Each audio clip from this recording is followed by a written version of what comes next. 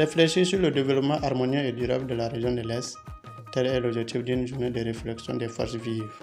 Tenue le 26 novembre 2022 sous le thème « Tous unis pour un développement intégral de la région de l'Est » dans l'amphithéâtre de l'Institut national de formation des personnels de l'éducation, cette assemblée a été une occasion pour les fils et filles de la région d'amender et d'adopter un mémorandum contenant tous les plans de développement pour le Goulmou. À en croire aux initiateurs, plusieurs raisons expliquent la tenue de ce cadre d'échange. Échange en relation avec le quasi-dénuement dans lequel nous sommes en comparaison avec l'extraordinaire potentiel de notre région. C'est une région extraordinairement riche à tous les niveaux. On considère la région de l'Est comme un scandale géologique, tellement il y a des ressources minières. À la mise en forme d'un document de référence qu'on appelle, que l'on appelle mémorandum, et qui va ressortir l'ensemble des souhaits, l'ensemble des projets que nous souhaitons réaliser dans notre région et qui peuvent se réaliser dans notre région.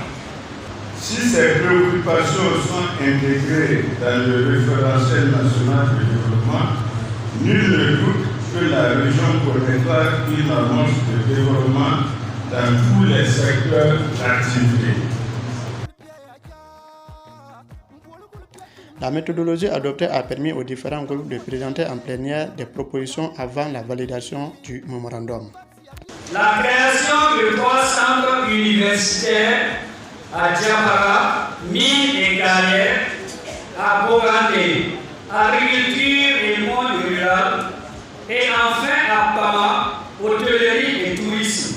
Il s'agit prioritairement donc du point 7.7, à savoir l'ouverture de la filière médecine à l'université de Fadam Gourma pour compter la rentrée académique 2023-2024. Et également donc le 7.8, deuxième tiré, réhabilitation de l'atelier de travaux pratiques de l'INFPE et mise en location pour l'université de Fadam Gourma.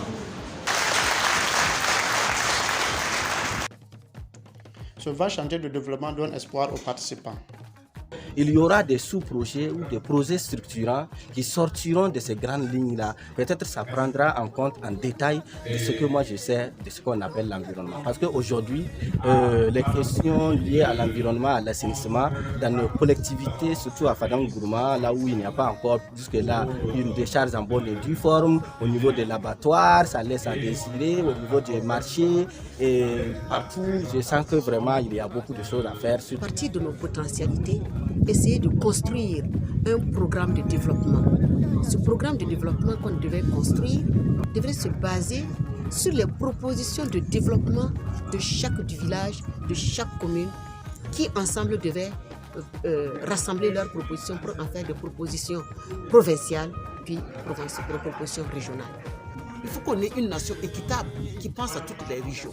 Il faut que nous ayons aussi au sein de notre région l'équité, la justice, la compréhension. Il n'y a pas ceux qui sont supérieurs à d'autres. Avec une population de 1 941 505 sur 46 807 km², la région de l'Est regorge de potentialités minières, halieutiques, fauniques et végétales.